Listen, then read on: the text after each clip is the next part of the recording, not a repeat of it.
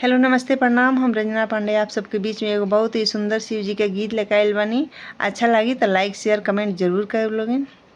ए गौरा भांग तनी पीस देबू का हो, ए गौरा भांग तनी पीस देबू का हो, ए गौरा भांग तनी पीस देबू का हो, ए गौरा भांग तनी पीस देबू का हो।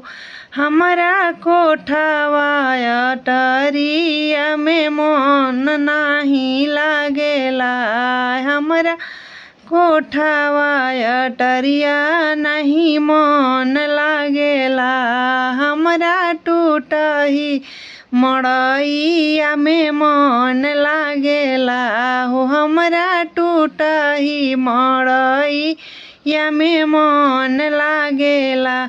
ए गौरा मड़ई तनी लीप देबू का हो, ए गौरा मड़ई तनी लीप देबू का हो, ए गौरा भांग तनी पीस देबू का हो, ए गौरा भांग तनी पीस देबू का हो, ए गौरा भांग तनी पीस देबू का हो, ए गौरा भांग तनी पीस देबू का हो, ए गौरा भांग तनी पीस देबू का हो।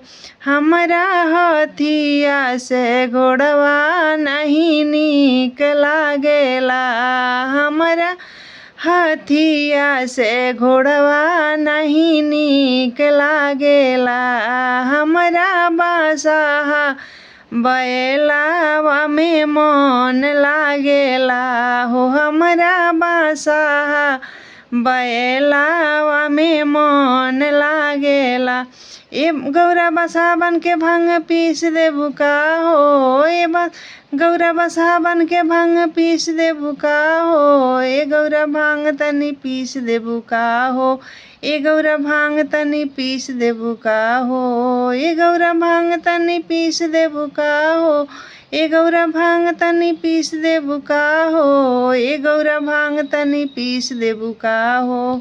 हमरा पूड़िया मिठैया नहीं मन भावेला हो, हमरा पूड़िया मिठैया नहीं मन भावेला, हमरा भंगिया के गोला में मन लागेला, हमरा भंगिया के गोला में मन लागेला।